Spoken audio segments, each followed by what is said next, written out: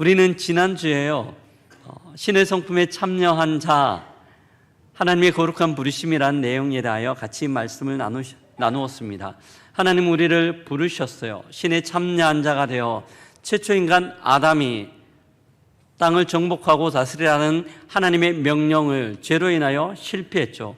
그 실패한 명령을 다시 한번 복음 가운데 동참하여 회복하고 이 땅 가운데 하나님 나라를 일구어가는 그 거룩한 부르심입니다.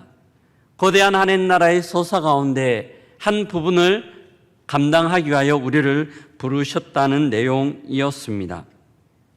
돈으로는 또한 어떤 권력으로도 위대한 역사의 어떤 왕들도 하지 못했던 그 일들 가운데 하나님께서 세우신 것이죠. 그리고 오늘부터는 9주 동안 신의 성품에 참여한다는 것이 무엇인지, 어떻게 우리가 그 사명과 하나님의 부르신 사역들을 잘 감당할 수 있는지에 대하여 함께 말씀을 나누고자 합니다. 신의 성품에 참여한다는 것이 무엇일까요? 우리는 이 부분에 대한 논의들을 여러 관점에서 할 수 있습니다. 특별히 갈라디아서 5장은 성령의 아름다운 9가지 열매들을 우리에게 전해주고 있어요. 저는 이 9가지 열매들을 가지고 신의 성품에 참여한다는 의미들을 하나씩 좀 짚어갈까 하는데요. 오늘은 그 첫 번째 시간, 사랑입니다. 사랑에 대한 이야기이죠. 예전 어느 날이었습니다. 참 무더운 날이었어요. 제가 너무 무더워서 카페에 들어갔습니다. 무더위도 식힐 겸 시원한 청량감을 주는 과일 주스를 한 잔 주문했습니다. 점원이 체크를 하고 카운터를 하고 난 다음 저에게 과일 주스를 준다고 준비하는데 냉장고 문을 여는 거예요. 저는 생과일을 꺼내서 생과일 주스를 주는가 기대하고 있었는데요. 그게 아니었어요. 한쪽편에 있는 델 땡땡 음료, 플라스틱 병으로 된 것들을 꺼내고요, 얼음 담긴 컵에 그 음료를 따라서 주는 거였습니다. 물론 그 음료도 시원하였습니다. 맛도 있었고요. 그럼에도 불구하고 굉장히 아쉬웠어요. 생과일 주스를 기대하던 저에게 오히려 과일맛 나는 음료를 주었기 때문입니다. 물론 그 주스에도 과일 성분이 어느 정도 첨가되었지만 생과일 주스는 아니었기 때문입니다. 저는 이 설교를 준비하면서요, 현대사회에서 사랑이란 개념이 이런 느낌 아닐까라는 생각이 들었어요. 사람들은 사랑이란 말보다 가슴 설레게 하는 말도 별로 없습니다. 하지만 또한 사랑이란 말보다 식상한 말도 그렇게 많지 않습니다. 뭔가 친밀하고 아늑한 느낌이 들거나 남녀 가운데 약간의 스파크만 일어나도 사랑한다라는 표현들을 사용하며 사랑이라는 단어를 사용합니다. 심지어 남녀 간에 불륜 관계로 만났다 하더라도 그 불륜 관계를 아름답게 미화하며 사랑이란 표현들을 사용하는 것을 서슴지 않고 있습니다. 사랑이란 단어의 남용의 시대에 우리는 살아가고 있습니다. 이는 성경이 말씀하는, 또한 하나님께서 우리에게 가르쳐 주시는 사랑의 개념과는 전혀 다르죠.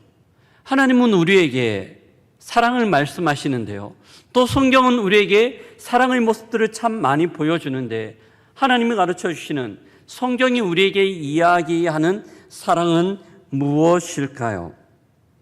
여러분들은 사랑을 무엇이라고 생각하십니까? 여러분은 사랑에 대하여 어떻게 정의하십니까? 국어사전에 보면요, 사랑을 이렇게 정의합니다. 사랑이란 어떤 상대를 애틋하게 그리워하고 열렬히 좋아하는 마음, 어떤 상대를 애틋하게 그리워하고 열렬히 좋아하는 마음이라고 사랑을 국어사전에는 규정하고 정리하고 있습니다. 그런데 성경은, 하나님은 우리에게 그렇게 말씀하지 않죠. 하나님이 정리하시는 사랑은 어떤 것일까요? 우리는 어떻게 사랑이라는 신의 성품에 참여하여 아름다운 열매를 맺을 수 있을까요? 성경에서 사랑장이라고 이야기하는 고린도전서 13장을 가지고 하나님 우리에게 가르쳐 주시는 그 사랑을 향하여 한 걸음 나아갈 수 있었으면 좋겠습니다. 먼저 오늘 우리가 본문을 살피면서 고민해야 하는 것은 사랑이 왜 신의 성품 가운데 첫 번째 항목인가입니다. 많은 신의 성품 가운데 그 첫 번째로 사도 바울은 사랑을 이야기하고 있습니다. 본문은 고린도 교회에 보내는 바울의 편지 가운데 한 부분이죠. 고린도 교회는요, 참 좋은 교회였지만 여러 가지 문제들을 가지고 있는 교회이기도 했습니다. 그 문제들 가운데 하나가 은사 사용에 관한 부분이었어요. 은사 사용이 잘못되어 교회 가운데 다툼도 있고요, 공교회의 질서도 계속해서 무너져 내리고 있는 상황이었습니다. 이 문제를 해결하기 위하여 사도 바울이 고린도전서 편지를 쓰고 있는 거죠. 고린도전서 전체를 보면요, 12장과 14장에서 이 은사 문제에 다룹니다. 12장은 여러 은사들을 언급하고 있고, 훌쩍 뛰어넘은 14장은요, 특별히 그 은사들 가운데 방언과 예언에 대한 이야기를 하고 있습니다. 그 12장과 14장 중간에 끼어 있는 게 13장이에요.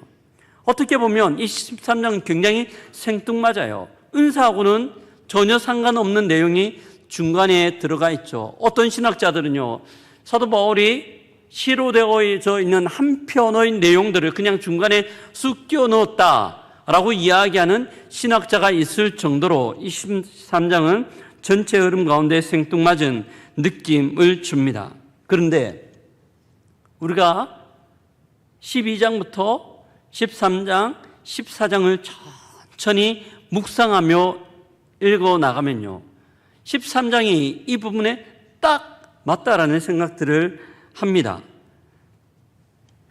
너무나 자연스럽고 적절함을 발견하는 거죠. 바울 사도는 고린도 교회가 몸살을 앓고 있는 은사 문제를 해결하기 위하여 그 대답으로 사랑을 제시합니다. 사랑은 은사 문제에 대한 매우 구체적이고 가장 도전적인 처방입니다. 그렇다고 해서 은사가 나쁜 것은 아닙니다. 은사는 하나님께서 우리에게 주신 선물이죠. 교회 공동체를 섬기고 지체들을 세워나가기 위하여 우리에게 주신 선물입니다. 조금 전에 할렐루야 찬양대 찬양을 했잖아요. 여러분 어떠셨어요? 은혜가 있었습니까? 좀 크게 대답해 주셔야 되는데요. 은혜가 있었습니까? 아멘. 저도 참 좋았습니다. 너무 감사했고요. 이런 노래 부르는 것들에 대한 은사를 주셨기에 하나님을 찬양하며 또한 공동체 전체가 은혜 가운데 함께 동참하여 들어갈 수 있는 거죠. 그러함에도 불구하고 이 은사가 잘못 사용될 때는 어려움이 있는 거예요. 고린도 교회에 하나님께서 많은 은사들을 주셨습니다. 사람의 방언과 천사의 말 굉장히 중요하죠. 예언과 믿음을 통해 하나님 앞에 반응하는 것은 귀합니다. 또한 믿음으로 산을 옮길 만한 능력 또한 굉장하다고 이야기할 수 있어요. 모든 것들이 하나님이 주신 은사이기 때문입니다.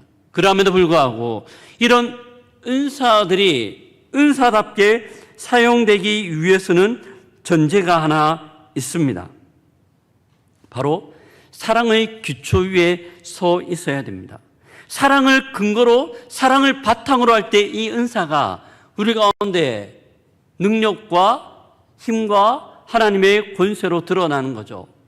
한번 볼까요? 오늘 우리가 읽었던 13장에 보면요, 1절에 사람의 방언과 천사의 말을 할지라도 사랑이 없으면 뭐라고 이야기합니까?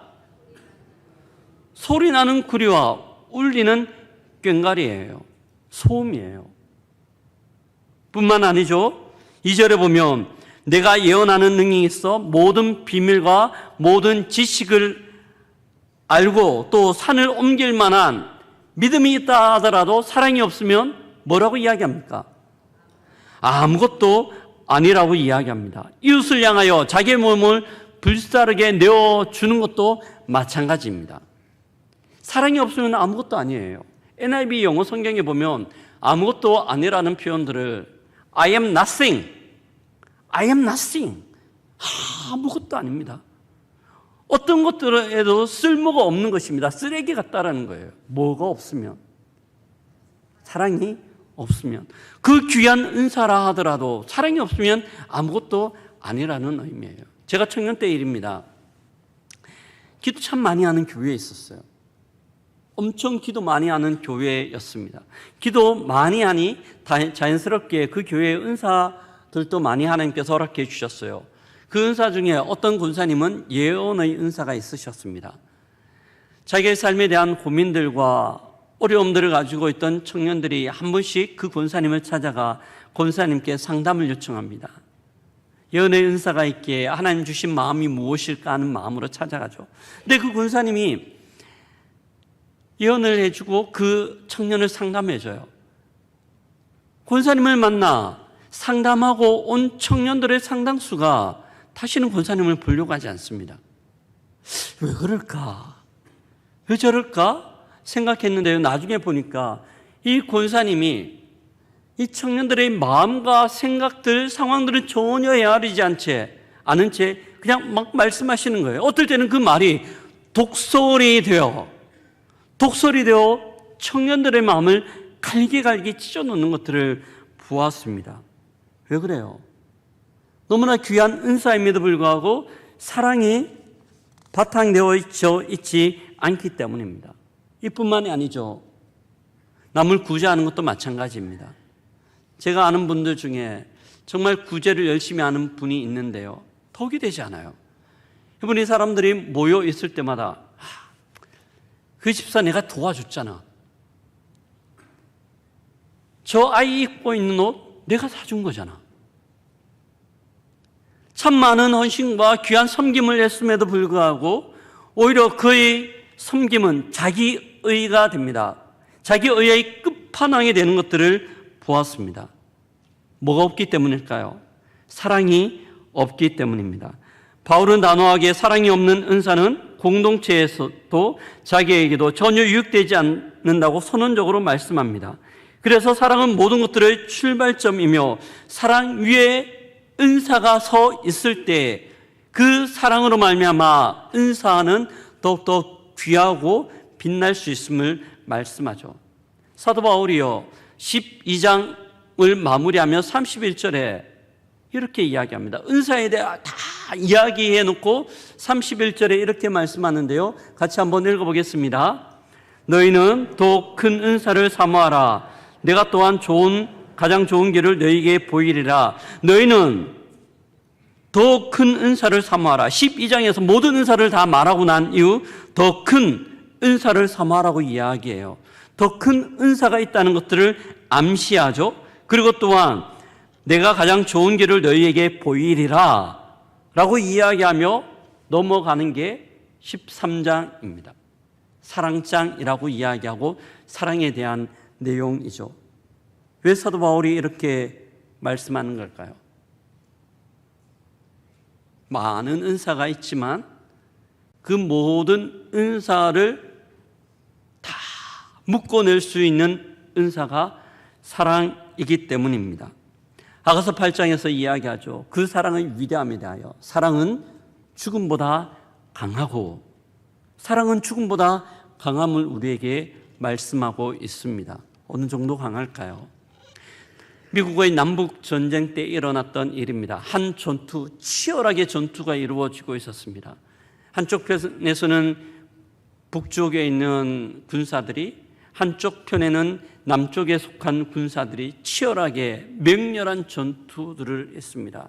밀고 밀리는 전투 양상 가운데 잠깐의 재정비 시간이 있었어요. 전선이 형성되어져 있고 여전히 두 남쪽과 북쪽 진영은 총뿌리를 맞대고 있었습니다.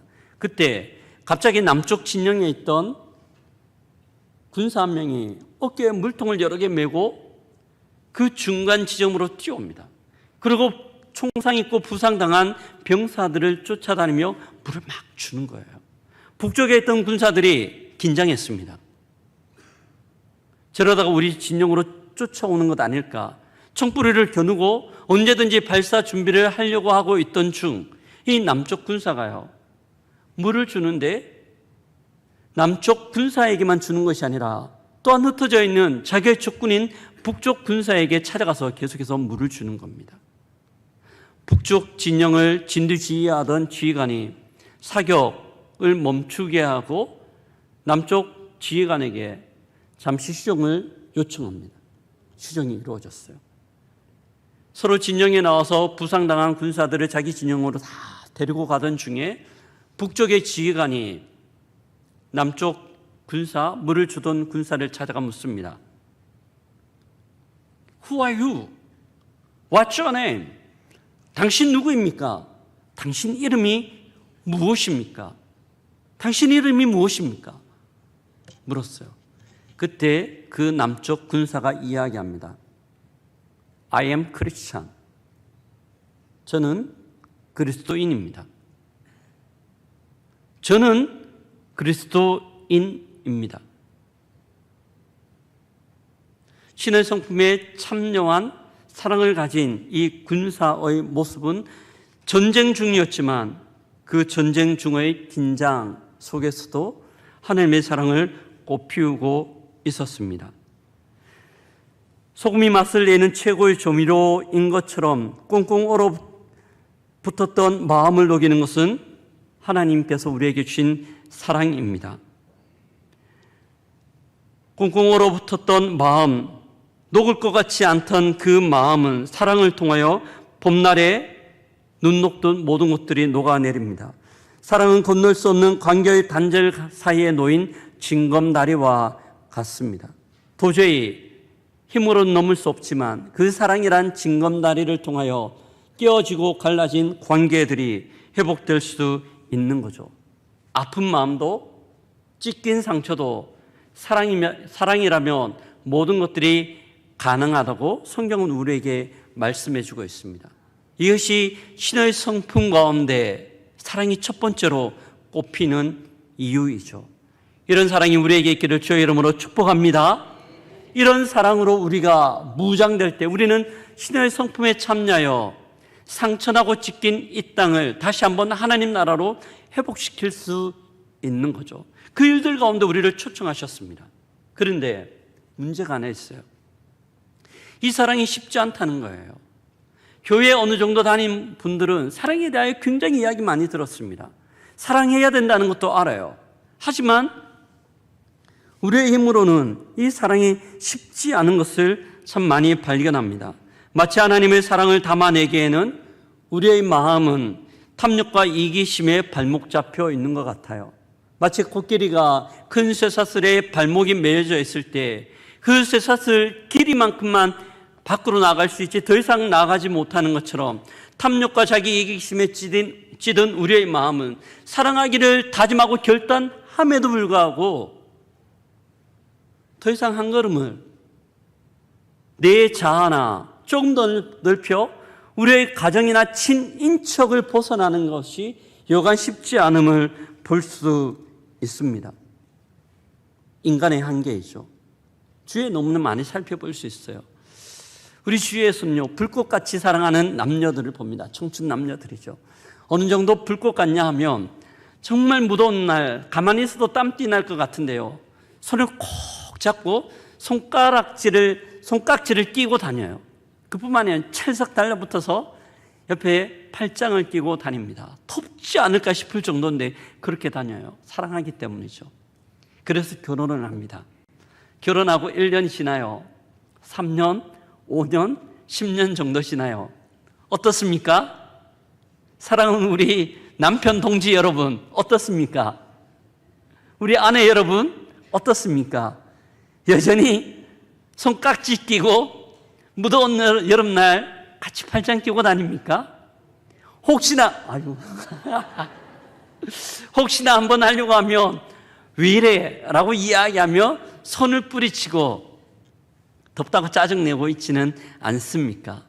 그렇게 활활 타오르던 사랑은요, 다 타버린 채 쟤만 남겨져 있고요, 왼수처럼 지내는 모습들을 봅니다. 시간 또 조금 더 지나면요, 평생 원수가 되어요. 이것이 그렇게 열렬히 사랑하던 남녀의 모습입니다. 여기서 조금 더 나아가서요, 그보다 조금 숭고하게 느껴지는 부모와 자식 간의 사랑을 한번 볼까요? 모든 것들을 퍼줄 것 같은 부모의 사랑입니다. 너무 귀합니다. 하지만 그 귀하다고 이야기하는 부모의 사랑 가운데도 한계가 있어요. 아이들이 자라요. 사춘기 때가 됩니다. 속을 썩여요. 많이 속입니다. 그럴 때 우리 마음 가운데 어떤 생각이 들어요? 내가 죄를 왜 낳아서 이 고생을 하는가? 내가 왜 죄를 낳았는가? 이런 생각들이 우리 가운데 들 때가 있어요.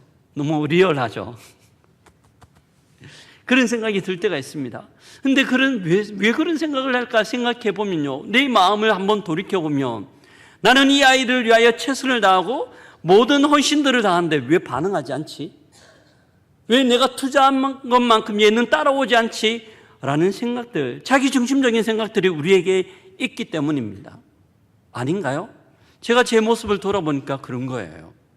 자기 중심적인 이기적인 생각들이 우리 가운데 있기 때문입니다. 어떻게 해야 될까요? 어떻게 해야 될까요?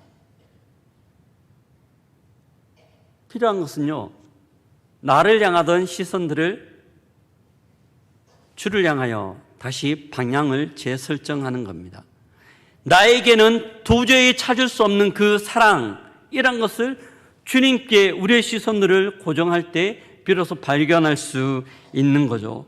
요한 사도는요, 요한 1서 4장 10절에서 우리에게 이렇게 말씀합니다. 함께 읽어보겠습니다. 사랑은 여기 있으니 우리가 하나님을 사랑한 것이 아니요 하나님이 우리를 사랑하사 우리 죄를 속하기 위하여 화목제물로 그 아들을 보내셨습니다. 아멘. 사랑은 여기 있나니, 여기에 사랑이 있어요. 우리가 하나님을 사랑한 것이 아니요 하나님이 우리를 사랑하사 우리 죄를 속하기 위하여 화목제물로 그 아들을 보내셨습니다. 십자가를 통하여 하나님은 하나님의 사랑을 우리에게 주셨어요. 물 붓듯 우리에게 그 사랑을 주셨어요. 아무짝에도 쓸모없고 사랑할 만한 가치도 없고 어떤 모습도 없는 우리를 위하여 하나님은 자기의 아들 독생자 예수 그리스도를 사랑함으로 우리에게 주셨습니다. 이게 극명하게 나타나는 게 저는 요한복음 21장 같습니다. 예전 설교 때 한번 나눴던 내용 같은데요, 21장에 보면 갈릴리 바닷가에 예수님과 제자들의 만남이 기록되어 있습니다.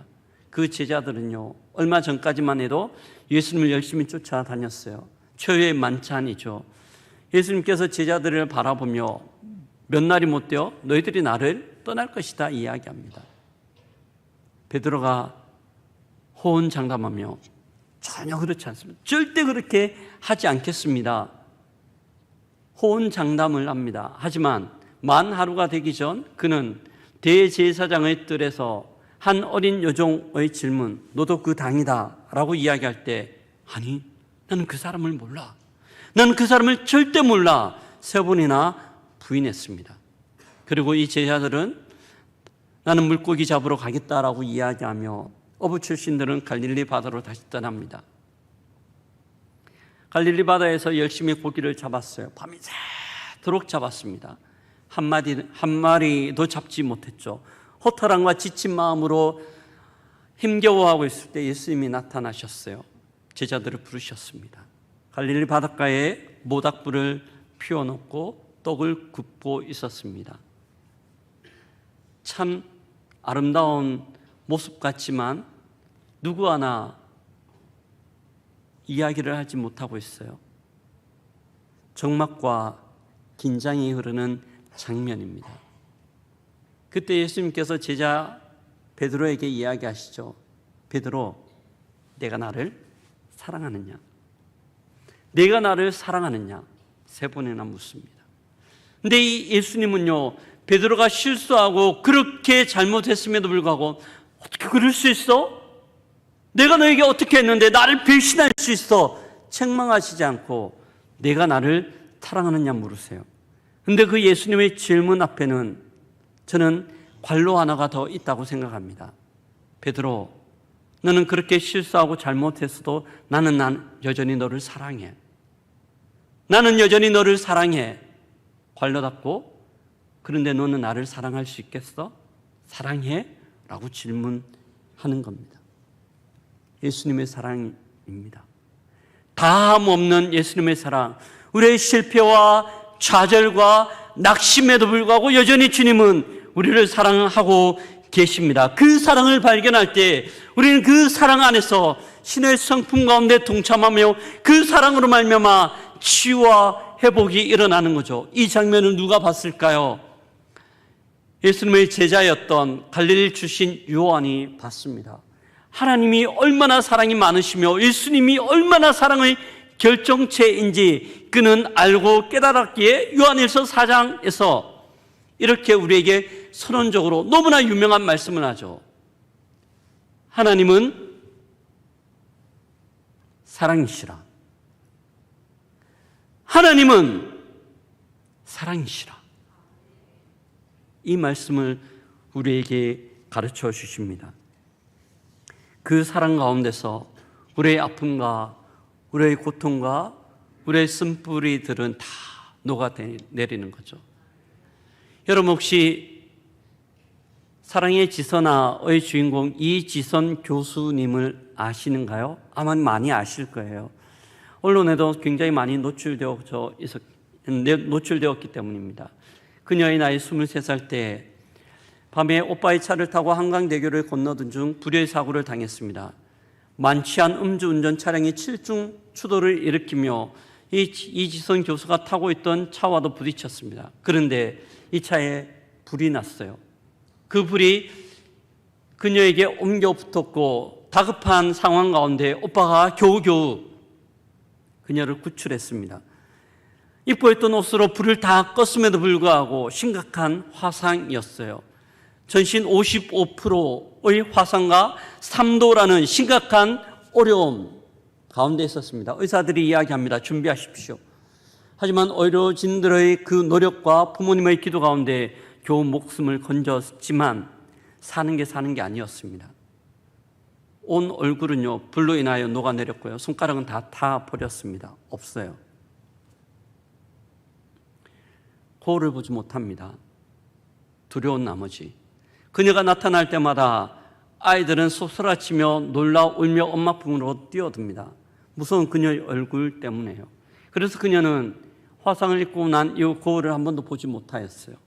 하나님 앞에 원망하고 어떨 때에는 투정하며 죽을까 하는 생각도 가지고 있던 중 예배의 자리에 가운데 나갔습니다. 예배의 자리 가운데 나갔지만 여전히 집중 잘 되지 않았죠. 그때 주께서 그녀를 찾아오셨습니다. 영상인데요. 잠깐 보도록 하겠습니다. 그 다음날 늘 다니던 교회니까 교회에 왔는데요. 제가 함께하던 성가대가 앞에서 너무나 멋지게 찬양을 하는데요. 저는 그 밑에서 남들이 볼까봐 모자를 눌러쓰고 마스크를 하고 흘러내린 침 때문에 수건을 계속 갈아 끼워가면서 정말로 찢어질 것 같은 살을 안고 이렇게 쪼그리고 앉아있는데요. 사람이 이렇게까지 초라해질 수 있을까? 그리고 내가 다시는 사람들 앞에 성가대 저 자리에 설 수 없는 인생이라는 게 이제 너무 뻔해 보이는 거예요. 찬양도 부르고 싶지 않고요. 목사님 설교 귀에 안 들어오더라고요. 앉아서 계속 하나님 설마 계획이 있으시겠죠. 내 삶에 이렇게 엄청난 일이 일어났는데 하나님 그 계획을 나도 좀 알면 여기서 포기하지 않고 한 번 더 살아볼 수 있을 것 같다고 나 좀 알려달라고 기도하고 있었어요. 예배가 끝나고요. 저희 목사님이 부르지도 않았는데 제 옆에 오셨어요. 저를 이렇게 안고 기도해 주시면서요. 사랑하는 딸아 하고 부르셨어요. 저를 사랑하신다는 거예요. 저조차도 저를 사랑할 수 없을 것 같은 모습을 하고 있는 저에게 하나님 여전히 사랑한다고 고백해 주셨어요. 더 이상 목사님의 기도가 아니었어요. 저를 사랑하신다는 그분의 음성이 제 귀로, 제 마음으로 들어오기 시작했어요. 저를 위로하시면서요, 2가지 약속을 주시는데요. 너를 병들고 힘들고 약한 자들에게 희망의 메시지가 되게 할 거라고, 그리고 너를 반드시 세상 가운데 다시 세울 거라고 그런 말씀을 주시는 거예요. 근데 내가 가장 약한 모습인데 너무 말이 안 되는 얘기인데요. 믿어지는 거예요. 성경 속에 살아계신다는 그 하나님께서 지금도 살아계신다면 그분이라면 하실 수 있을 것 같은 믿음이 생기는 거예요. 어디 한 군데 나아진 데도 없고 네 얼굴이 다 회복될 거야 하는 약속도 아니었지만 다 쓰러져가는 인생에 그분이 계획이 있으시다는 말 한마디에 제 마음이 달라지는 거예요. 집에 돌아가서요, 하나님이 사랑하신다는 그 얼굴을 거울로 볼 마음의 용기가 생겼어요. 이시선 교수의 간증입니다. 그녀의 사람들 가운데 회복된 건 아무것도 없어요. 외적인 모습은. 하지만 그의 마음이 회복되었죠. 어디서 그랬을까요? 하나님의 사랑을 확인하고 하나님의 사랑이 그의 마음을 뚫고 들어와 꽁꽁 얼어붙었던 마음들을 녹일 때 그 사랑터 위에서 회복과 하나님을 향한 소망이 시작되고 있는 겁니다. 그녀를 회복시킨 것은 하나님의 사랑이었습니다. 나를 찾아오신 하나님의 사랑에 거할 때 우리는 회복을 누립니다. 이것이 하나님의 사랑이에요. 이 사랑 가운데 거할 때 우리의 힘으로 할 수 없는 그 사랑이 시작되는 줄 믿습니다. 이제 마지막 세 번째, 우리 차례입니다.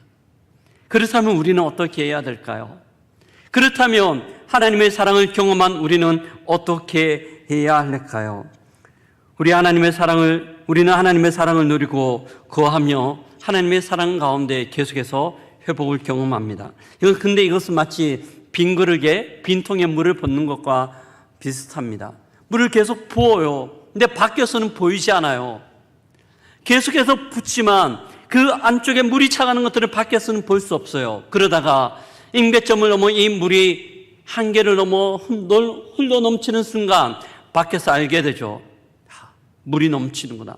마찬가지로 하나님의 사랑이 우리에게 부어질 때 우리의 내면 가운데 치유와 회복이 일어나요. 치유와 회복이 일어나 이것이 넘쳐날 때 이웃을 향하여 나아가게 됩니다. 먼저 우리가 해야 되는 것은 이웃을 향하여 나아가는 것이 아니라 우리 내면의 치유와 회복입니다. 하나님의 사랑 가운데 잠기는 거예요. 타인을 사랑하기 위하여 먼저 자신을 사랑하는 겁니다. 이거는 나리시즘과는 구별되는 자기의 실수와 부끄러움을 인정하고 있는 모습 그대로 자기를 받아들이는 겁니다. 마치 이지선 교수가 하나님의 사랑을 확인한 후 제일 처음 한 것이 거울 앞에 서는 것처럼 자기의 모습을 인정하는 겁니다. 사랑하는 성도 여러분, 여러분들은 자신을 사랑하십니까? 여러분은 여러분의 지금의 처지와 지금의 상황과 지금의 자기의 모습을 사랑하고 있나요? 이것이 될 때 우리는 이웃을 향하여 나갈 수 있습니다. 하지만 이것이 되지 못한다면 우리는 여전히 하나님의 사랑 가운데 머물러 있어야 해요. 내 이웃을 내 몸처럼 사랑할 수 있는, 이웃을 사랑할 수 있는 것은 내 몸을 사랑할 때 우리는 이웃을 사랑할 수 있기 때문입니다.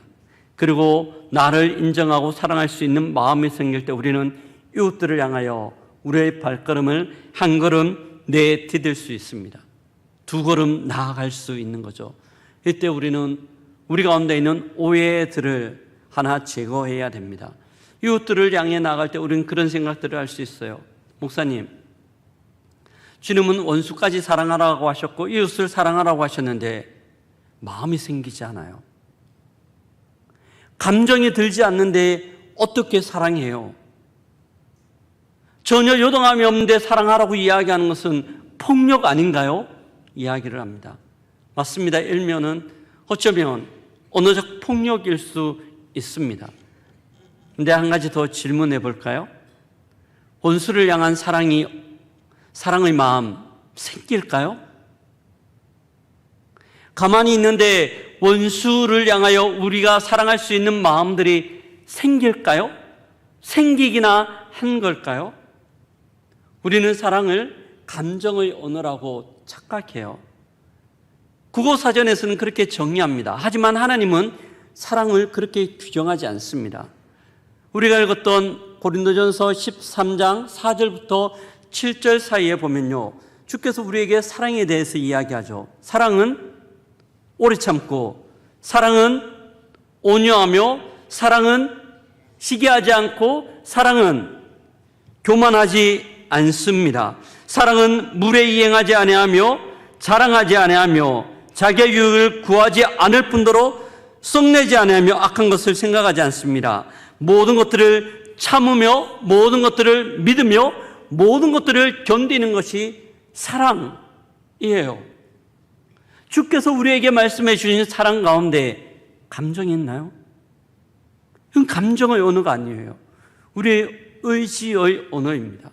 주께서 우리에게 사랑을 주셨기에 우리는 힘겹지만 어렵지만 쉽다고 이야기하는 것도 아니에요. 쉽지 않지만 한 발자국을 내디디는 겁니다. 사랑을 주는 거죠. 먼저 그를 위하여 기도하고요. 그를 위하여 우리의 마음을 한번 줘보는 거예요. 그러면서 조금씩 우리의 마음들이 조금씩 움직이기 시작합니다. 그렇게 회복이 시작되는 거죠. 사랑은 주는 거예요. 요한복음 3장 16절을 보면요, 하나님 세상을 이처럼 사랑하사 독생자를 주셨습니다. 독생자를 주신 것처럼 사랑은 주는 거예요. 우리의 마음을 주고 우리의 기도를 주고 나중에는 우리의 손을 열어 우리의 지갑에 있는 것들을 주는 것, 이것이 사랑인 줄 믿습니다. 우리의 시간과 우리의 관심을 주는 거죠. 이럴 때 거기서부터 신의 성품이 시작되며 하나님의 사랑은 흘러갑니다. 그 사랑이 흘러가는 곳에 회복이 일어나죠. 우리 고영교회가 이 일을 감당할 수 있었으면 좋겠습니다. 제가 광고 때 짧게 말씀드렸지만요, 우리 모현동과 송악동 고영교회 주위에 있는 동네들입니다. 독거노인들 참 많아요. 다음 주면 명절입니다. 많은 이들이 자기의 친인척을 따라 고향으로 떠납니다. 부모님 댁에 오죠. 하지만 독거노인들은 혼자 쓸쓸하게 명절을 지냅니다. 이때 우리가 사랑을 한번 흘러보내면 어떨까요? 우리가 다음 주 정도에요, 각 가정이나 아니면 신청을 받아서요, 간식 상자를 만들려고 합니다. 집으로 가지고 가서 자기 집에서 준비한 아이들과 함께 간식을 좀 담는 거예요. 교회에서는요, 명절 동그랑땡 또한 동태살 튀김 같은 걸 좀 준비해서요, 음식과 과일과 함께 집으로 배달하려고 합니다. 신청을 받아서요, 우리가 각 가정 주소를 가지고 가정 단위로 보내는 거죠. 파송하는 겁니다. 부모님들은 아이 손을 붙들고 그 가정을 찾아가 혼자 계신 어르신들 위로하며 격려하는 겁니다. 신의 성품에 참여한 사랑을 표현하는 것들이 어떤 것인지 아이들에게 보여주며 우리 또한 그 사랑을 경험합니다. 거기에 하나님이 일하시기 시작하는 줄 믿습니다. 하나님께서 역사하시는 거죠. 말씀을 마무리합니다. 사랑하는 성도 여러분, 사랑은 신의 성품이며 주님은 우리를 그 길로 초청합니다. 여러분, 사랑 쉽지 않습니다. 쉽지 않아요. 하지만 하나님이 우리를 사랑하셨기에 용기 내어 우리의 발을 한 걸음 내디딜 수 있다면 그 가운데 하나님 나라가 작지만 임하기 시작할 줄 믿습니다. 그 초청 가운데 함께 반응하며 주께 나가는 우리가 되었으면 좋겠고요. 마지막 성경 구절 하나만 읽고 마무리하겠습니다. 요한일서 4장 11절입니다. 함께 읽습니다.